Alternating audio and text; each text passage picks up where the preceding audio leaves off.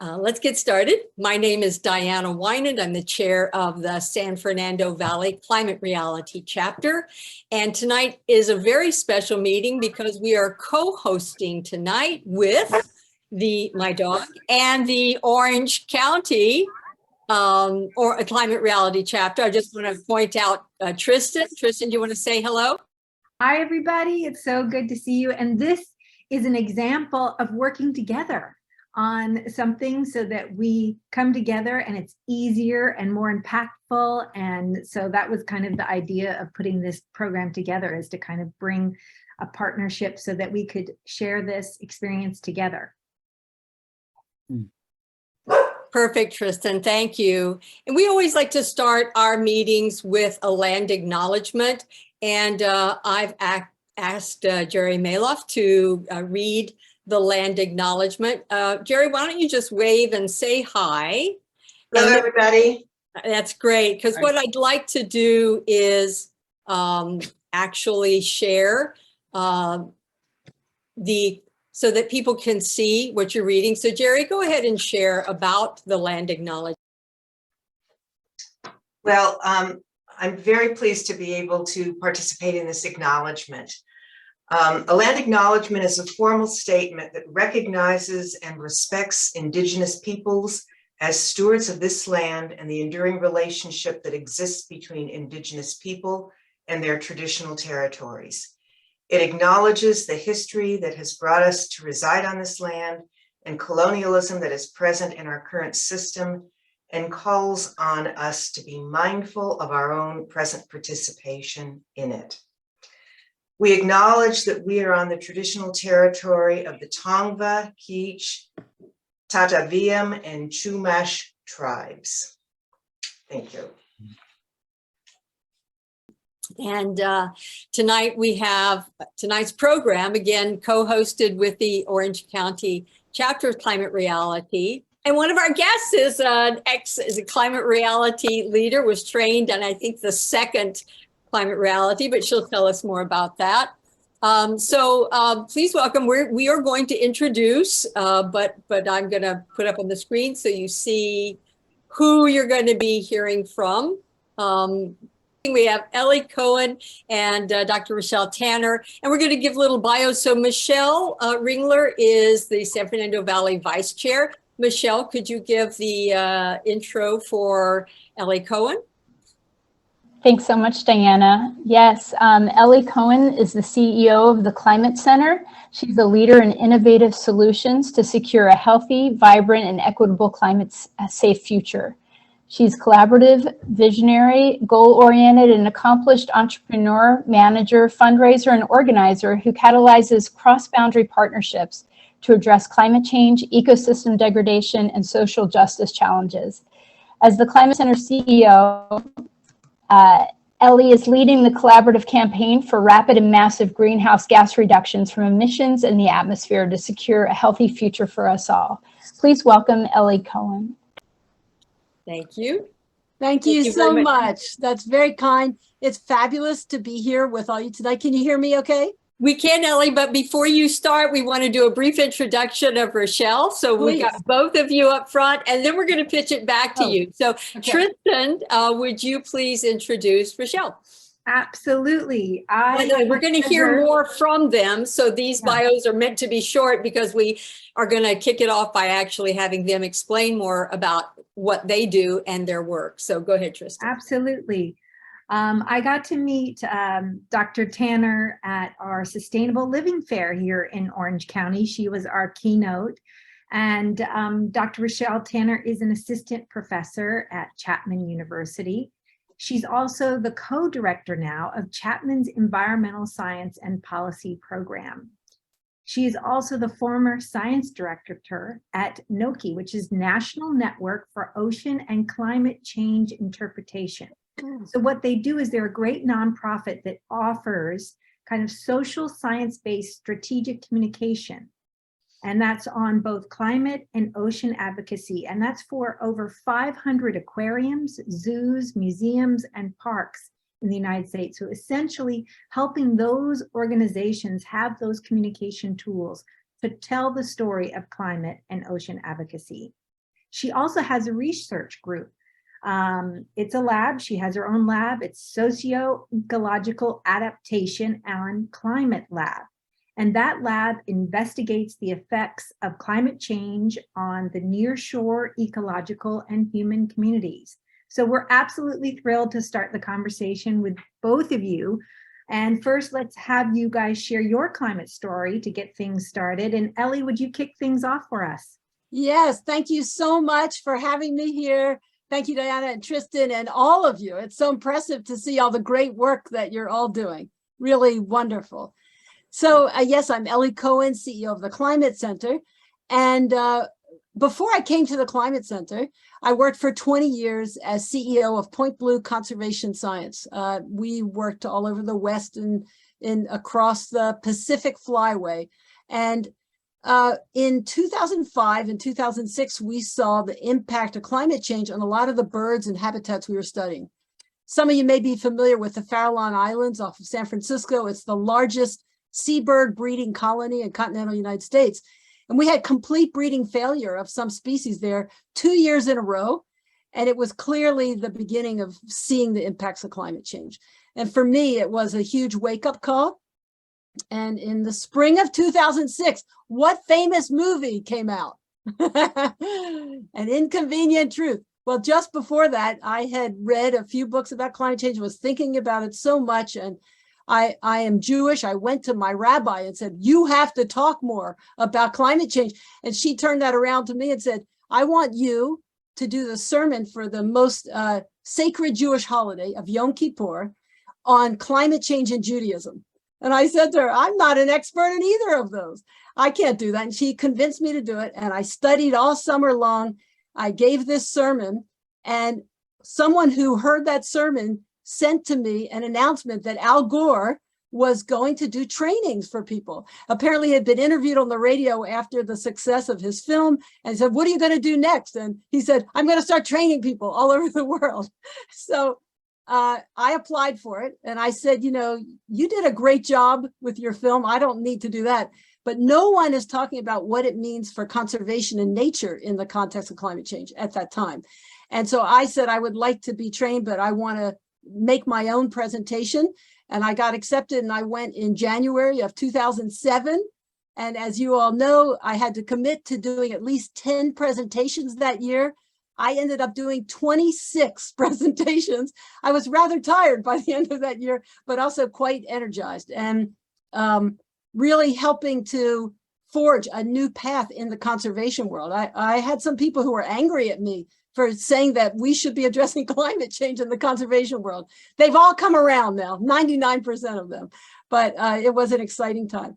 So in 2019, actually, I stepped down from Point Blue. I really wanted to do more to move the needle on climate policy. Having followed the science very closely, it was really clear that we had a lot more to do. And so I felt that doing the science and observing it was not good enough for me. I want to use my skills to make a difference in a bigger way. So I joined the Climate Center in the fall of 2019. The Climate Center is based out of Santa Rosa. We work statewide. We're a climate and energy policy nonprofit working for accelerated equitable climate policies. You could think of us as a sort of think tank, do tank, and we work with partners all over the state. And before I came, we were probably best known for the phenomenal role that the Climate Center played in the growth of community choice energy. So it's electric power that's managed by locally elected officials as opposed to PG&E or SDG&E or IOUs, investor-owned utilities that tend to think in terms of profit first for their shareholders. And that can often mean not what is needed for us in our communities or for the climate. So today there are 24 CCAs across California serving 80 to 90% clean electricity to over 11 million Californians. And just a great example of our mission, speed and scale greenhouse gas reduction. So in 2019, we launched what we call the Climate Safe California campaign with a very bold goal, not based on political feasibility, but based on what's actually happening in terms of the rapidly deteriorating climate reality around us. And that is for California to become carbon negative and equity positive to get to net negative emissions by 2030 instead of 2045. Clearly, 2045 is just way too late. We've only had warming of almost 1.2 degrees Celsius. We already are experiencing a destabilizing climate system globally. We've already probably passed certain tipping points, and we're on the verge of more if we continue on the path that we're going, as you all know. And so our goal has been to keep pushing for this very bold goal. When we first started talking about it, many of our partners across the state, they didn't laugh at us, but they said, you're never going to get anything done. Like, that's not possible. And we found not only were we getting the attention of the policymakers in Sacramento, but we were able to influence other partners across the state. And that many people who've been working in this for a long time, maybe were a little burned out. And we needed to spend time with them to really think bigger, commensurate with the crisis. And so that's what we've been doing, and doing it by building partnerships and building relationships and doing it based on the science of the climate reality. And so we have 3 key principles that we follow. Follow the latest science, that it's not about political feasibility, secure a just transition for fossil fuel workers and their families, and prioritize climate justice, which we see as racial justice, and ensure equitable access to climate solutions in those communities. In essence, our theory of change, if you will, is that we need to mobilize enough people from across enough sectors to get the politicians to enact those key policies that then unlock innovation and channel the market forces so everybody can participate in this new clean energy economy. So what happened this year in California is quite fascinating. So, as I said, I started in 2019 on this and fairly new to the world of politics in Sacramento. I would say that our governor really was quite hands-off about climate change last year, the year before that. And even though thinking that he was a climate leader, we know that California has been falling behind in its climate leadership, and many other states doing more aggressive policies, other countries doing more aggressive policies.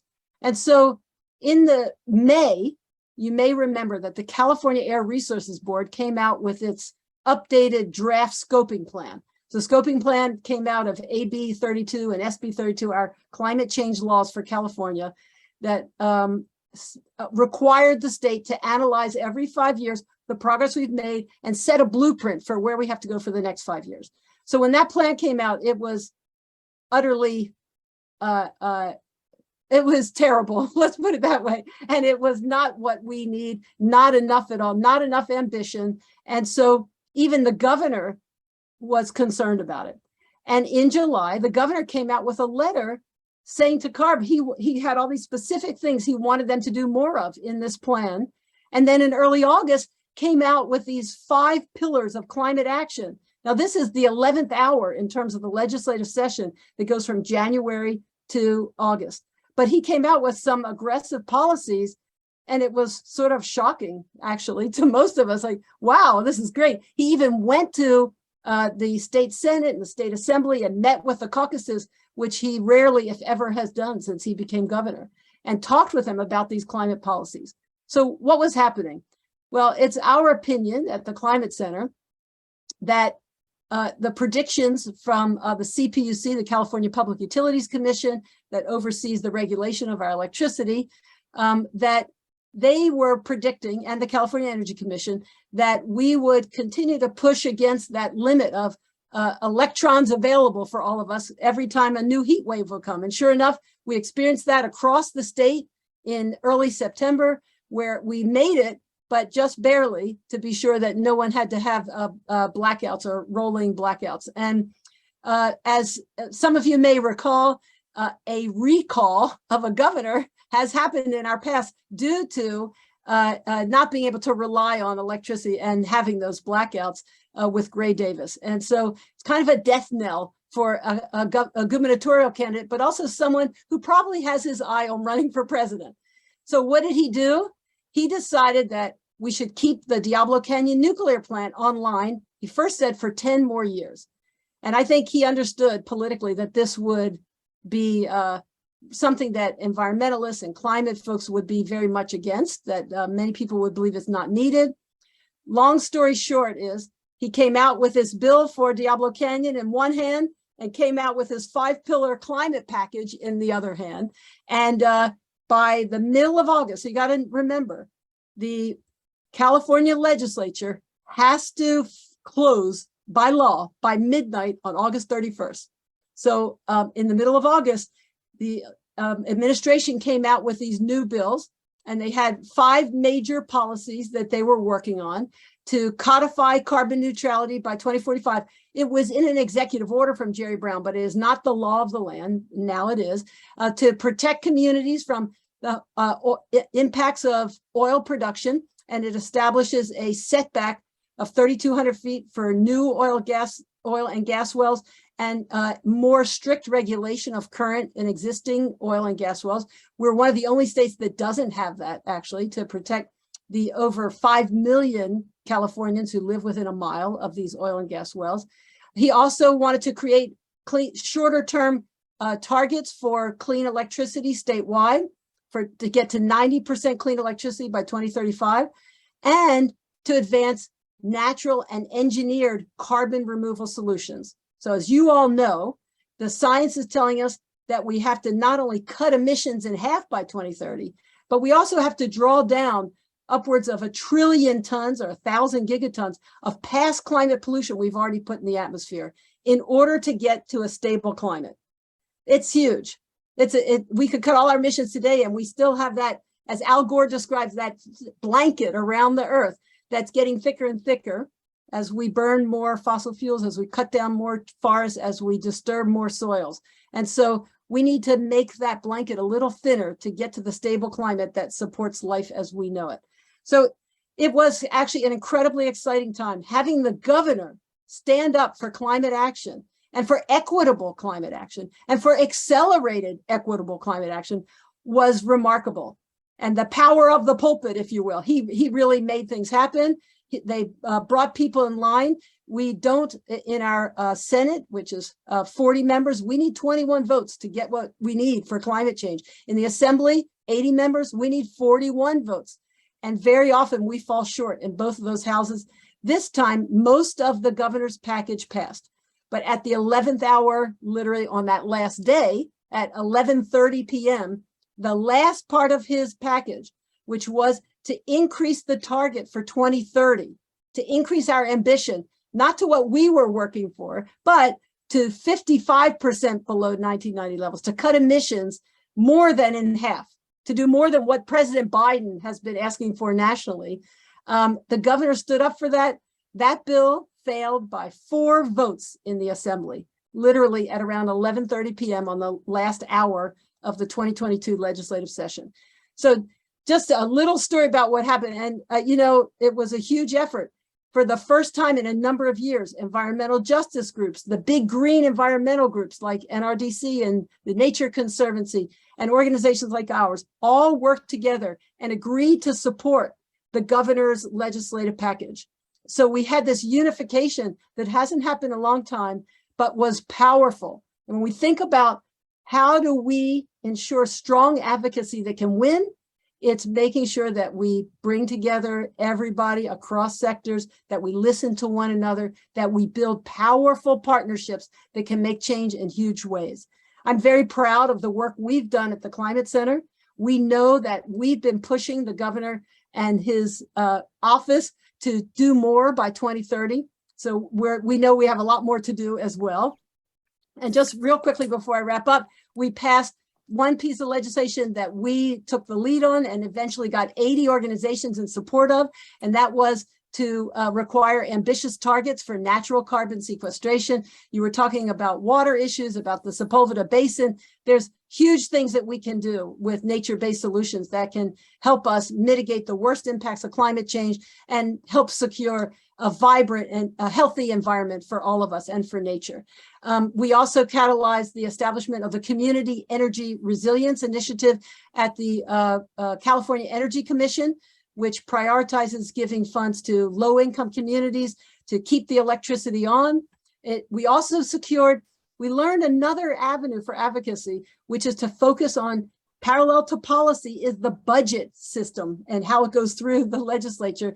And we were able to get $2 billion passed this year for distributed energy resources like solar and storage, and get another $1 billion in that Diablo Canyon extension bill. So we can be really powerful when we're focused, when we're smart, and when we work together. And I just want to thank you again so much for inviting me, and now hand it off to, I'm not sure who I'm handing it off to. Diana? Well, I'll take it for just a second Thank before I you. introduce Richelle.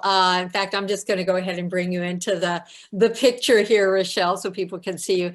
You know, Ellie, is the Climate Center is such a strong advocate, and we have benefited from your leadership and seeing what you guys support in terms of bills and how you do it. I know you have a few programs, Climate Safe, and I think you have a new one, Climate Action. I invite you to put some of those links or where people can find that information into the chat sometime throughout the evening, or maybe we have a minute to for you to talk more about that. But thank you so much, because we benefit.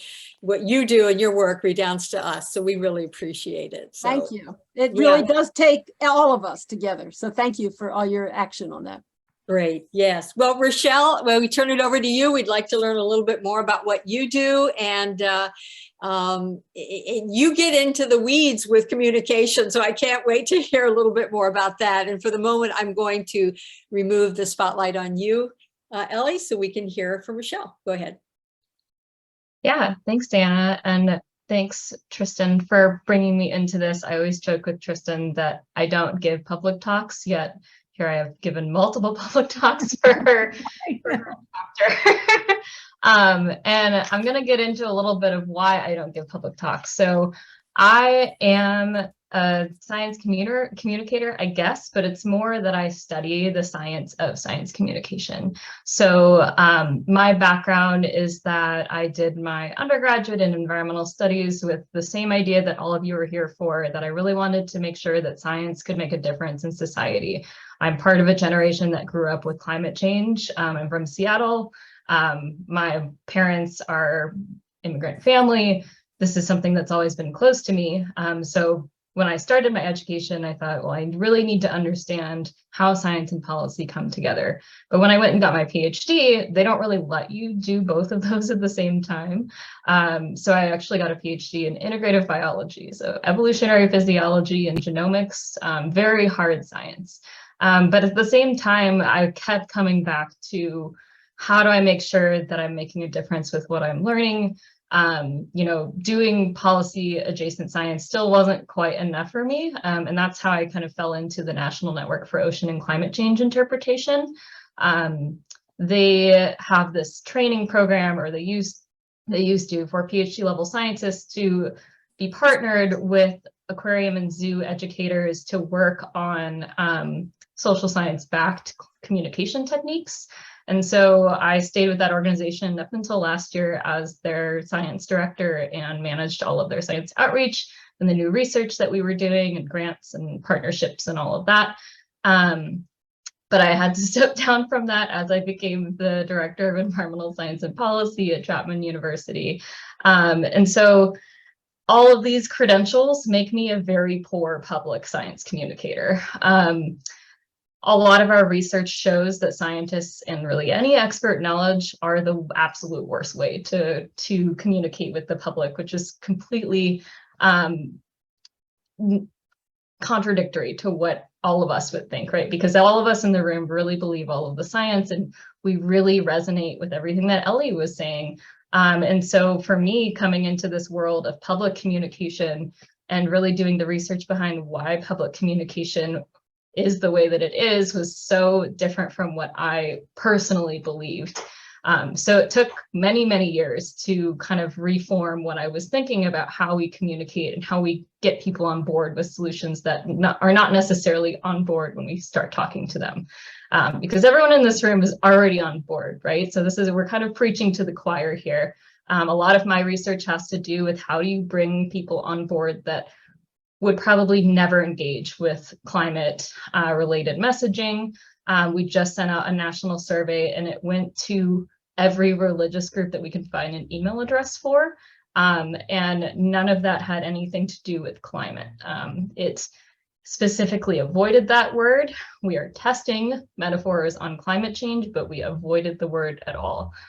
So I think the reason Tristan wanted me to come here and talk about all of this is because we study environmental psychology in addition to all of the biology stuff. But this is what everyone always asks me to talk about, and I feel like I'm not really an expert here, but I guess at this point I am, because there's not very many people studying this. But environmental psychology is this idea that the way that we engage with our social systems and the behaviors that we undertake because of the way we're communicating are underlaid by these cultural values that we all hold near and dear.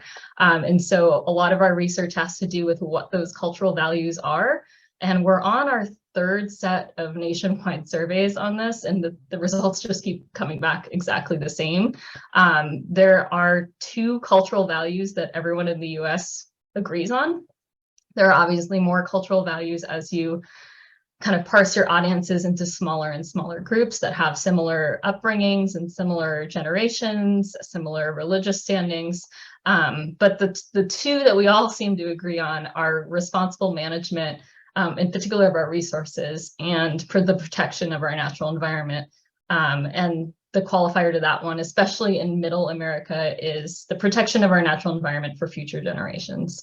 And so we do surveys that test specific words to use. And so it can be a little bit overwhelming at first, but I've found that the way that I communicate, especially in these types of forums, almost is like a script for me, because I've memorized the exact words that elicit a specific behavioral response that we're looking for. And that behavioral response is a commitment to a climate solution that is community level.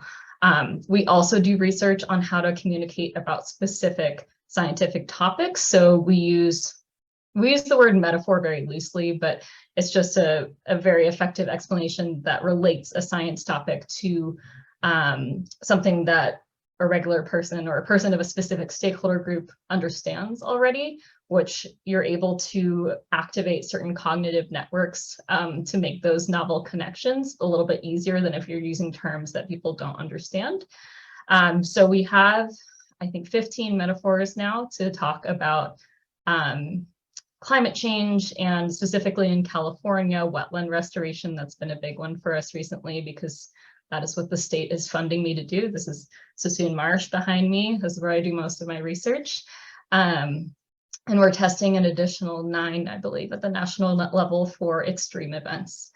The last thing that we do is we test specific community level solutions, again, with the language. So things like replacing the word lawmaker with representative, or basically anything that brings up the idea of government, we just swap it out for a different word. Because again, when you're talking to a policymaker, that is their language. But when you're talking to someone in the community that maybe doesn't have as much power as someone like in this room, those words can be really alienating, especially for members of the Republican Party, which I work with a lot, which I think speaks to the efficacy of these efforts, is that we can bring in a lot of those Republican stakeholders. I work with duck hunters a lot. They're all Republican, and they all trust me. But I think those are the things that sets the research that we're doing apart.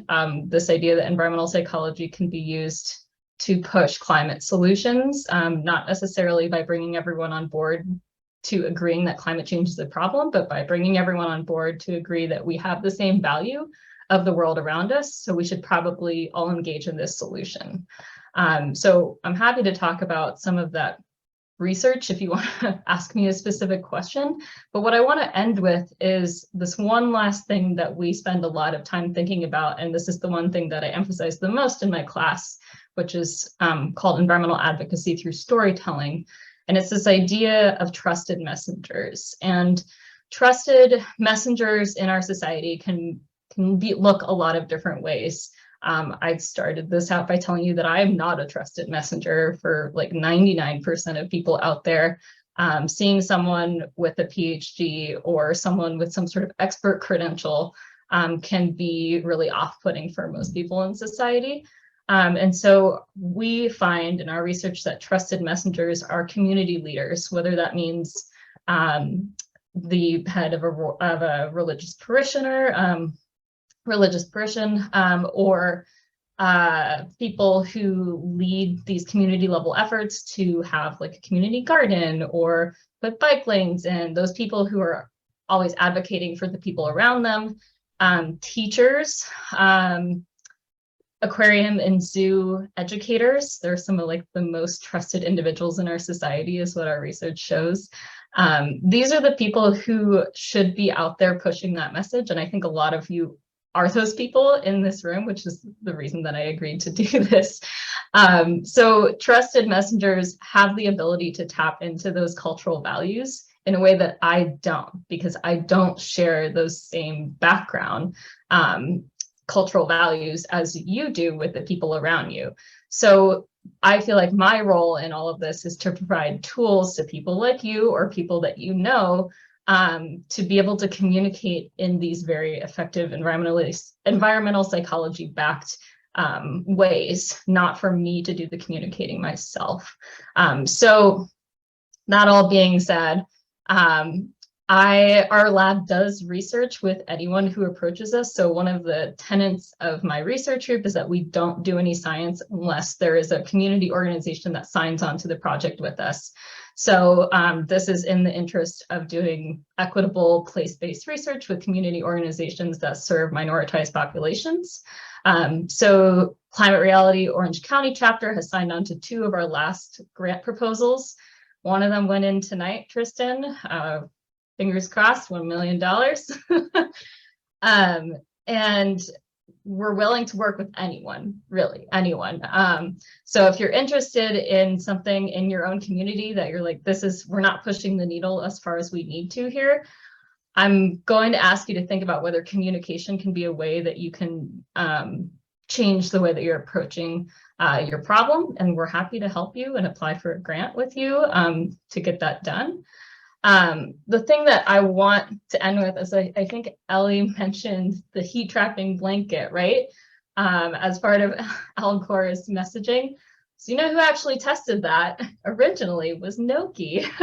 So we hold the social science paper behind that metaphor.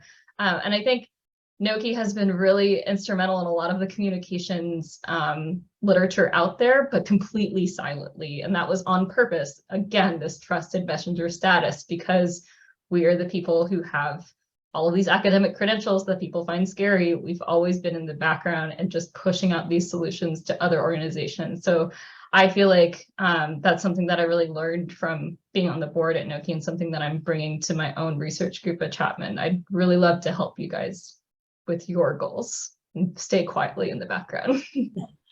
Richelle, that's really terrific. And I'm just going to bring Ellie on, and we're going to start a sort of a tandem conversation. But before I do, you mentioned a few times that there was this short list of terms or phrases, and others might have the same question, but I was very curious. Can you like just give us a few of those off the top of your head, or while I bring Ellie back we can on? circle back. Why don't you give me We a few can minutes? circle back if what was that? Why Yeah, don't you give me a few minutes and I'll find the graphic. That's that's perfect. great. Well, I'll tell you what I'm going to do. I'm turning the chat back on for everyone. And Tristan and I have a few questions that we would like to get started to pose to Ellie and Richelle. In the meantime, if you guys can be typing your questions into the chat, we will come around to them. The first question I have is, how can we communicate effectively about climate action? This is sort of like advocacy and communication. So how can we, and Richelle, you very, you pointed out that we are in the fight, but we don't always have the right language. So how can we communicate effectively about climate action? Either one of you, and both. Well, let's have Ellie go first. Okay. She's been doing it Well, Beginning of climate reality, basically. it's true, but I can't say that I've always communicated effectively. I'm someone who loves the science, and I every morning read the latest climate science. So I am steeped in it, and it is a challenge to be sure that I can communicate in a way that doesn't exclude people or turn them off, as Richelle referred to, and to really come up with ways to talk about it that get people to listen. But I would say for me, my biggest success is ensuring that I always tell what's truly happening and match it with optimism and how we can make a difference.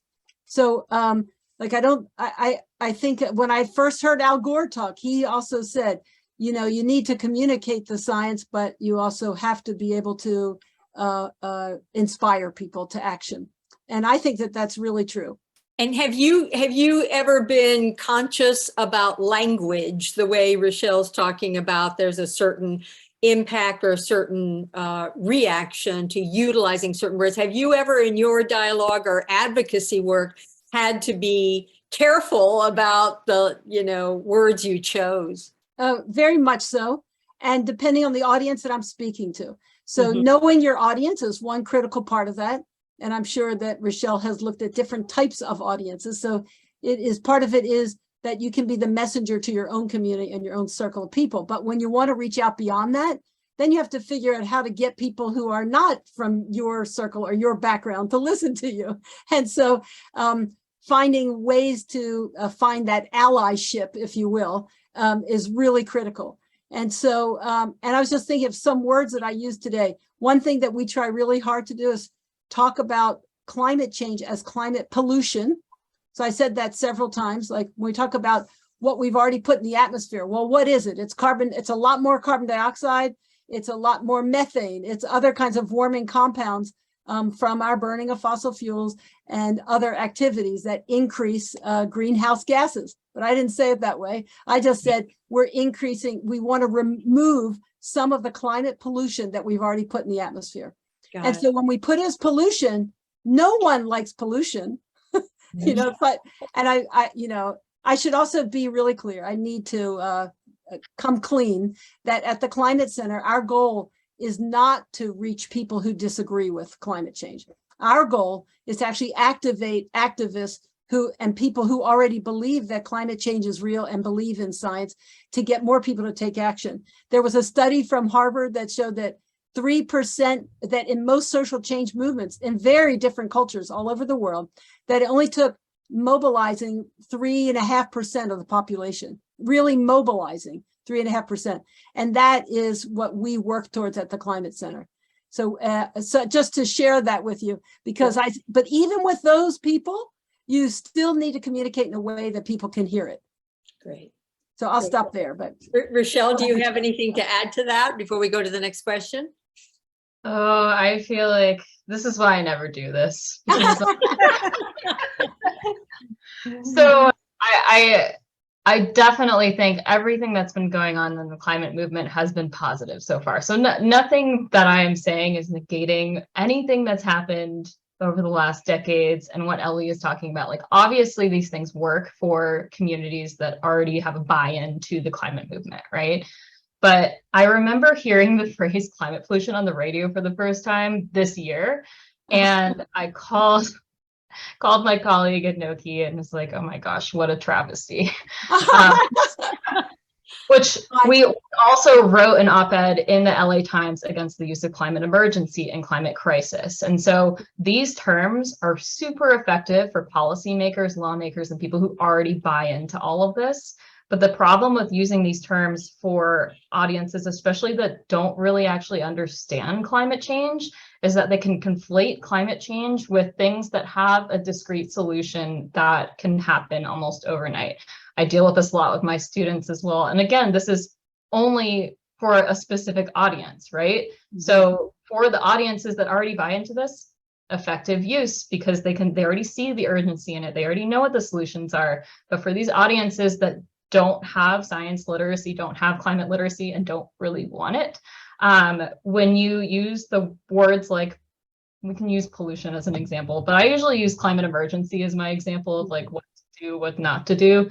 But pollution is something that has a discrete source. And while, yes, climate change has an initial discrete source, the effects of it are much more wide-reaching, and they reach into every sphere of the Earth. They're in the lithosphere, they're in the biosphere. I feel like I'm giving my environmental 101 seminar right now. But when we conflate those specific words, it can be hard for people who don't have that background knowledge to really understand what we're talking about. When they hear the word pollution, they think that's something I can clean up, not that's something that if I clean it up, there's still going to be a lot of problems after I've cleaned it up. And so it can leave people in this area of feeling like, okay, I've done my part. I have recycled. I've turned off all the lights. I'm good. And for those people, being able to understand just how far reaching the effects of climate change without giving these words that are filled with fear. So this was how we wrote our op-ed against climate emergency, because that works really well with people who can make a decision immediately, like those lawmakers that are walking in at the 11th hour. You want them to know it's an emergency, right? But for the person who's just walking down the street and trying to figure out like, how am I gonna like figure out what to eat for dinner tonight, or like, am I gonna have enough money for rent next week? For those people, telling them that it's an emergency, that it's something that is, I'm seeing poison in the chat, these things are super harmful to our public opinion of science. And that's the kind of research that we do, is trying to figure out how to bring people on board so that we have a consensus in our society, and it's less of a bipartisan issue and more of a we're all in this together issue. So I'd like to, can I respond? We're gonna have a little bit of a debate here. Okay. That's what we want. And this is fascinating, Richelle, and I really appreciate it. And I do know when I was at Point Blue, many of my staff actually worked with Noki and learned from there. And actually some of our staff, even at the Climate Center, participated at a Noki training as well. However, I want to share with you my reality of working with elected officials in Sacramento. It is not that we walk in at the last minute and say it's a climate emergency. This work that we do to influence and make change in policy takes years. It takes building relationships like any other change. And you don't just go in and say the sky is falling, but you talk about the reality of what's happening. And in the same way that I said, if I'm speaking with all of you or any audience, I will always want to pair the climate reality with hope and give examples of why I have hope. And I will do the exact same things with members of the legislature. We would not go to them at the last minute and do something that would be perceived as knee-jerk or overly reactive, because it is a climate emergency. It is a climate crisis. If we put the history of humanity or the history of the earth on a one-year timeline, humanity comes in at like, a few minutes before midnight on New Year's Eve, right? And so we are still reacting to this change, and the change is happening not in geological timescales, but in human timescales. It's happening very quickly right now. So I personally believe that it is a climate emergency, but not like in the last minute in August 31st, I go to a legislator and say that. We do organize, we present information to them, we get other experts to speak to them. And we have to remember that legislators represent the diversity sometimes of our communities, not always, but you have different opinions among legislators and they come from different cultural backgrounds. So we try to get opinion leaders to, just like you were talking about having various community leaders who are trusted, we try to get those same trusted leaders to speak about this in different angles, particularly to the swing members whose votes we need to get a majority vote. Mm. And so it's not quite black and white, as simple as you alluded to. On the other hand, making sure that we communicate in a clear way that people's values or background don't immediately come to stop them from hearing it is critical. So I have great respect for the kind of research that you're doing, and I know I can learn a lot more from it. And in what I heard, Ellie, too, audience plays a big part of your ability to use certain terminology and the way in which you communicate. I'm going to pitch it to Tristan, who has another question to pose to you guys. Tristan? Well, I think we kind of talked a little bit about this one, which is, how do we find common ground with folks that don't see climate, accelerated climate change as a priority? What have you kind of seen that has worked? So should I go? You want to go, Yeah, Richelle? go ahead, Ellie.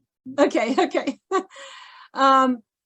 I try to find what are their main interests. So like in building any relationship, it's listening, asking questions, trying to understand where they're coming from. So at Point Blue, before I came to Climate Center, we did a lot of work with ranchers and farmers.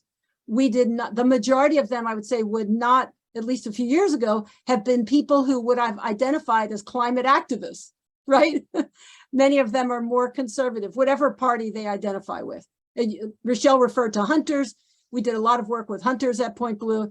And just generally speaking, again, whatever party, because we do have climate activists in the Republican Party, just to be clear. But I would say in general, there are people who, for whatever cultural reasons there, don't want to accept that this is the reality that we're facing.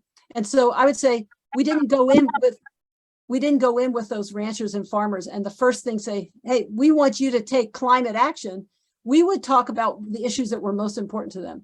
And so what was most important? Having enough water through the year for whatever their crops are or whatever cattle they're growing, So for example, we work with ranchers. One of the things we had to figure out was how could you save money by doing things that would keep the grass greener, keep the forage greener longer into the year, and actually allow you not to have to bring in hay, not to have to truck in water in August and September and October. And the places that actually practice regenerative ag, and I heard you're going to have this permaculture talk next month. That will be fascinating. But the more that we build healthy soils, the more when we do have rain or precipitation, the more that goes into the soil and replenishes groundwater and doesn't just run off. And so the ranchers and farmers who manage it that way, they're doing something climate friendly because that healthy soil is sequestering carbon, but that's not necessarily how we would talk about it with them, at least not in the beginning until they start seeing that it is greener later in the year, that they are saving money. And then we would get into bigger discussions. So that's one experience that I have, finding the common ground, and listening to what their interests are. And so Richelle, just to feed off of that, so then in the work you do, where you think about communication and going out to people, do you take into consideration their, call them pain points, the things that they are focused on or the things that they're struggling with in language? So as you do your study, do you take that into consideration so that, from that listening perspective, or is it, or not? Yeah, we definitely do. And I also want to be clear that we're not just listening. So we're doing a very complex psychological and sociological investigation of the behavior behind why people make decisions. Mm-hmm. So it's a lot more than just taking surveys of what works, what doesn't work. It's why are you making these decisions? What unconscious decisions are coming up because of the language that we're using? So I think even though we have a lot of experience in the work that I do on the ecology side, since we work in Sicilian Marsh and we work with the Delta Council and Department of Water Resources and a lot of the ecology work that we do in the social science work, we're not saying what is working for specific organizations. I have no doubt that lots of organizations have success with lots of different types of communication strategies.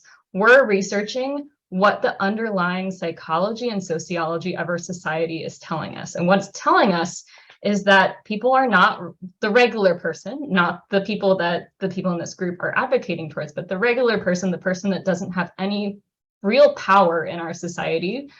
There are people like that. I know that we like to say, everyone's got a voice in the climate movement, which is true to an extent, but a lot of people have been historically excluded from decision making. And so they truly don't have that power. And that type of person does not respond at all to promises of economic wealth and development. They just don't believe in that anymore.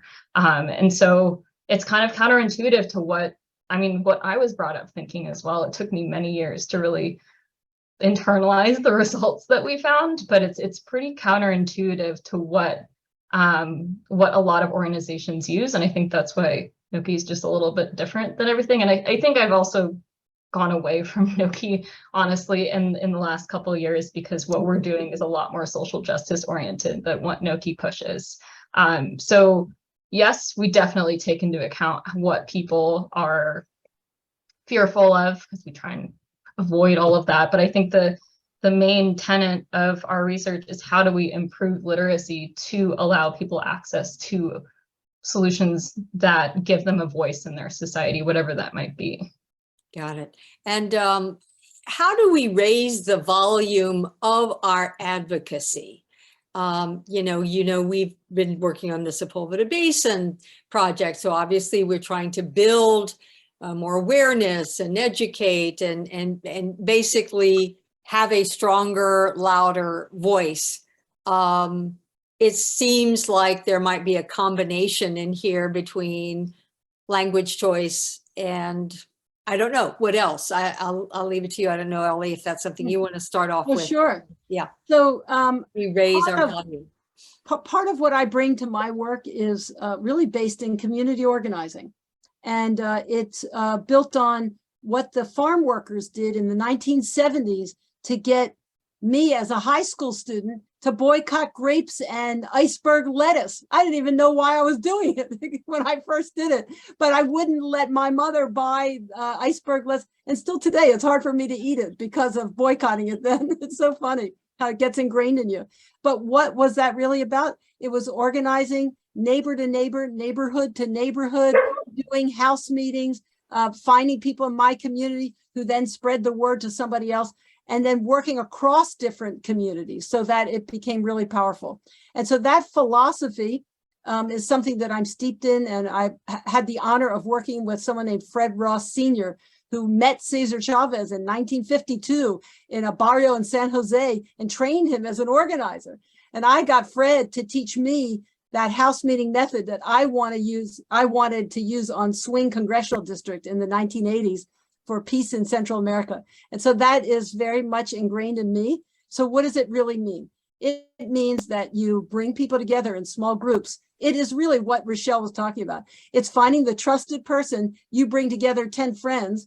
Those friends come because they trust Ellie because she invited them to her house. They're her friends. And then you bring in your guest speaker, Sam or Susie, whoever it is, and they talk about the issue that you're organizing on. And you gradually build power. And I've seen it work again and again and again.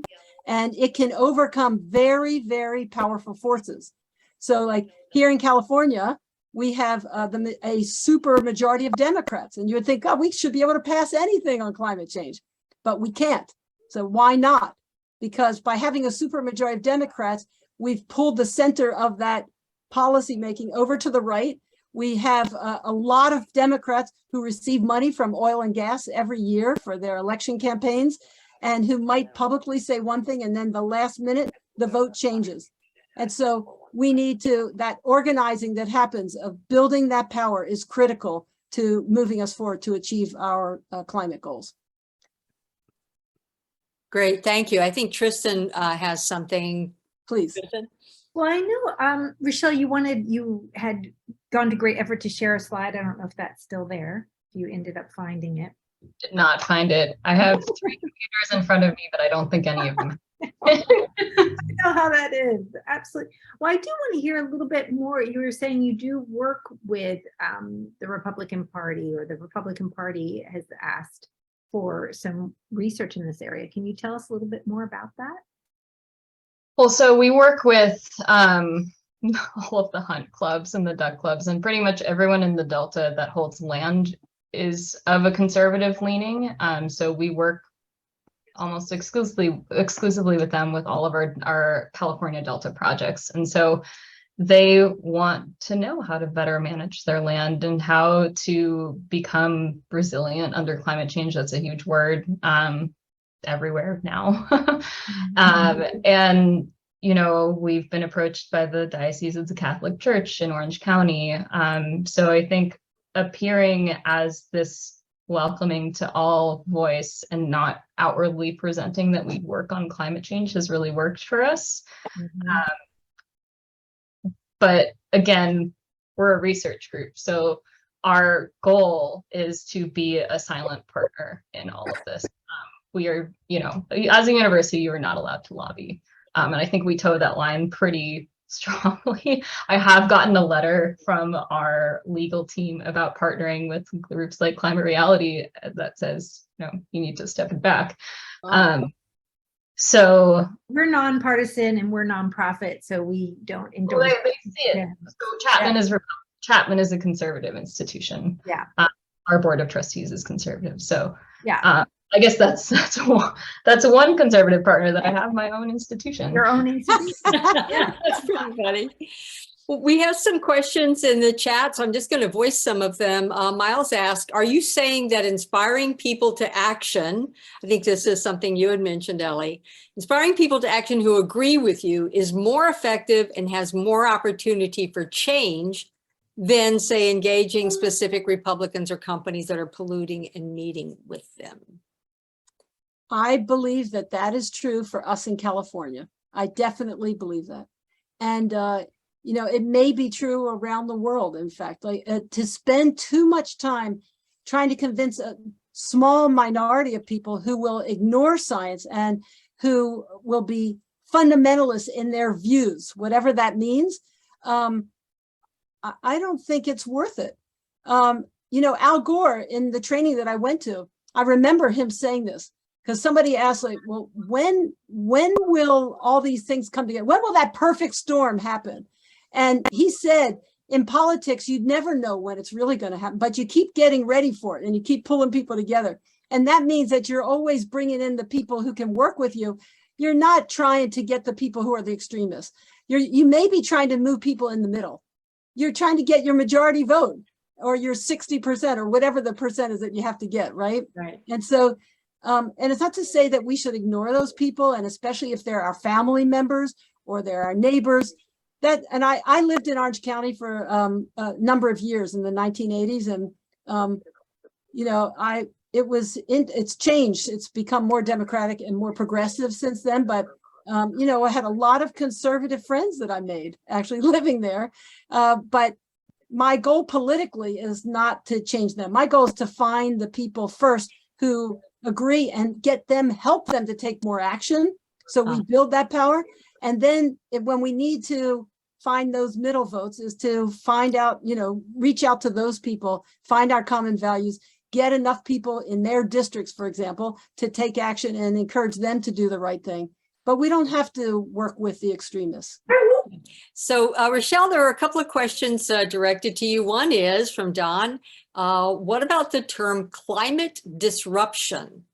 We haven't tested it, so I can't speak to it. So anything that I've said tonight is not my belief. It's what our science shows. So I don't take the position of believing in anything, because I'm a scientist. That's great. We haven't studied it. It's so funny because we're not in that way. I know personally, I don't stop and think as much about my language to other people, but I think understanding the science behind it would be very interesting. Okay, another question to you, Richelle. What is an example of language to the public that is not fearful? Because you brought up earlier that there were certain, you know, terminologies like climate, get the term you use. Crisis or emergency. Yes, yes. Is there an alternative phrase that you would plug in based on your research, based on science? We use climate hope. We use climate change. That is pretty neutral language that tests very evenly across the board. It helps you, and it helps you explain a scientific topic without bringing up any negative emotions, at least for people who are either in the middle or already agree with you. But we generally, like Ellie is saying, we just describe the thing. And then go towards a solution that solves a problem that's related to that specific issue, but also climate change. So we don't use the word climate because it has such a bipartisan slant now. We don't use the word climate change, climate denial, climate anything. But in terms of language that isn't fearful, it's this idea that I think all of you embody in that there is a solution and we're all in this together. And we can make a difference if we work with our neighbors in our community to do something about this. Not that the end is near, and we have to do this, otherwise we're going to all die. Although, like the research that we do, and I don't have any of these results yet, because it just went out 2 weeks ago. The survey just went out 2 weeks ago, but we're testing how these things differ among generational divides. So I think this is a lot of what, when I get invited to do these talks, why there's a lot of pushback with what I say. It's because I'm from a different generation, and even Gen Z is completely different from the millennial generation, which is different from Gen X, which is different from the boomer generation. And so all of these nuances and who you are and what makes you someone who lives in the US has a really big impact on what you find as something, language that scares you. Like nothing scares Gen Z. They're terrifying. That's so interesting. And Sharon asks, the majority of people that she knows that care about climate change but are not active in working for change, what is the best language to activate people who want to do the right thing but aren't doing it yet? Thoughts, either of you? Oh, I think just offering avenues to take action, and it can be at all different levels. It can be in your home, to just replace one window with a double pane or triple pane window if you have old windows, or riding your bike to pick up some groceries instead of driving your car once a month even. It's small actions that people can take, making it easy for people to do that, making it clear that every action matters. There are a lot of people who've lost hope because they feel that little personal actions don't add up. But we have a great example of one that just happened in early September during the heat wave, when we were using our maximum amount of electrons in the state that were available, but avoided a blackout. And one way that the blackout was avoided was that, I don't know what it was, like 6 p.m. on the day after Labor Day, the state government sent out an announcement to everybody's cell phones to reduce their electricity use. And within 10 minutes, there was this enormous drop in electricity use. Mm-hmm. Everybody just turning off a TV or a couple of lamps, or, whatever they were. Maybe they turned off their fan or air conditioner if they weren't needing it for health purposes. I mean, it was remarkable. That was an amazing example of tiny steps that added up to something quite big. Mm-hmm. So I think the psychology behind why that works is that everyone knows that they're part of a community, a majority, like everyone is buying in. I should do this too because everybody around me is doing it. And I think telling people, like letting people know that they are part of the majority, that everyone actually does want to do this and they're not alone, is the reason that these individual actions lead to community level solutions. And so when we provide these easy solutions for people to incorporate into their strategic communications, it always has that phrase at the end, like as part of a community, or talk to your neighbors about this, see whether they can join in with you, form a coalition, join your local chapter of your climate reality, things like that. So people can find that community and talk about the things that they're doing and see the change beyond just themselves, because being a little island by yourself can be really isolating.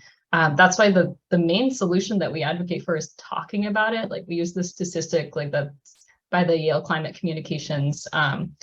They say something like 75% of people believe in climate change, and 65% of those people don't talk about it.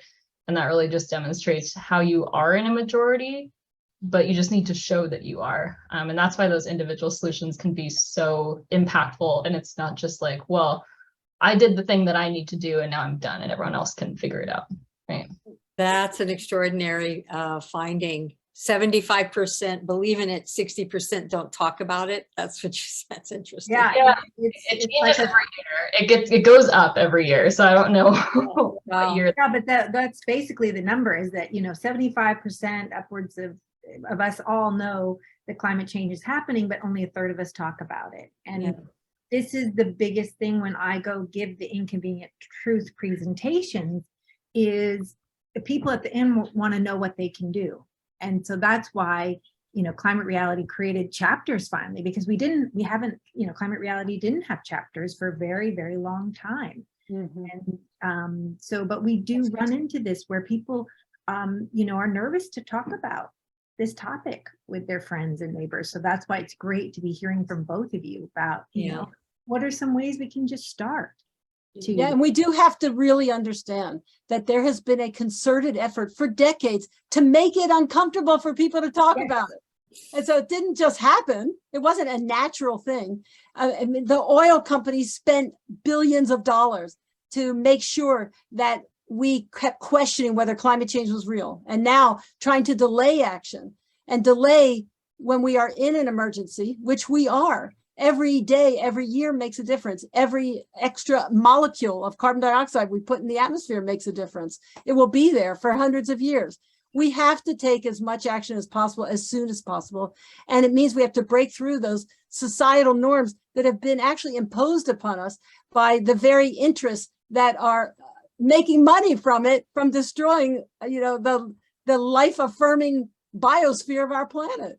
So, I mean, just to be really clear, it's been a long time coming. And there is a great book that I'll just recommend. I don't know if you've read it, Richelle. It's called Merchants of Doubt. And it's by Naomi Oreskes, and it is fantastic. It talks about the history of, a handful of scientists being used by first the tobacco industry and then the gas and oil industry to get people to be afraid of taking action or to question whether the science was right. And we should always question science. That's what science is about, is questioning, right? But to the point where we are on a precipice, the future of life on our planet is in our hands literally today. I mean, it's amazing how powerful they've been. So we do have to fight back against that. And to me, that means, yes, we have to be careful about how we want people to hear us, but we have to not stop. We have to keep working and keep talking about it and take action that's meaningful in our local communities, in our own homes, in our state, and in our country and in the world. Well, we're unfortunately going to have to wrap it up. And Richelle, I think the work you're doing is so valuable, and I know that it is more scientific study based, but we would welcome hearing about it or learning more. So please keep us in the loop. I know you're a little bit more connected with Orange County in terms of the grants, but please keep us posted, because I think we can learn from the work you're doing. It's fascinating. Ellie, keep motivating us and keep teaching us how to be effective advocates in this space. You guys, this has been just a really wonderful conversation. So happy to have you both. And I like to invite our group to turn off their mics so you guys can actually hear some, woohoos, whoops and hollers and thank yous. And we see some of that in the chat. Everybody's saying how amazing it is, and the conversation it is. So thank you. Thank you so much. Thank you. Thank you. It was great. Thank you very much. Great. Fascinating. Thank you. Thank you. You guys are eco warriors. Thank you all for your great work. It really does take a village. We all have to work together to make the change that we see is needed. Great. Thank you, guys. Thank you so much for joining us. You're more than welcome to stay as we do our Halloween zero waste, but you're also welcome to sign off. And I do want to say what stuck with me was the two values that you shared, Richelle, that I think we really can grow on with our communication, in terms of, protecting our natural environment for future generations. I think we can really rally around that. And I found that to be really effective in what we're doing. And then you also shared one other, was responsible resource management. Is that right? Or Responsible management. responsible management. The word stewardship also tests pretty well. Just don't say expert, apparently.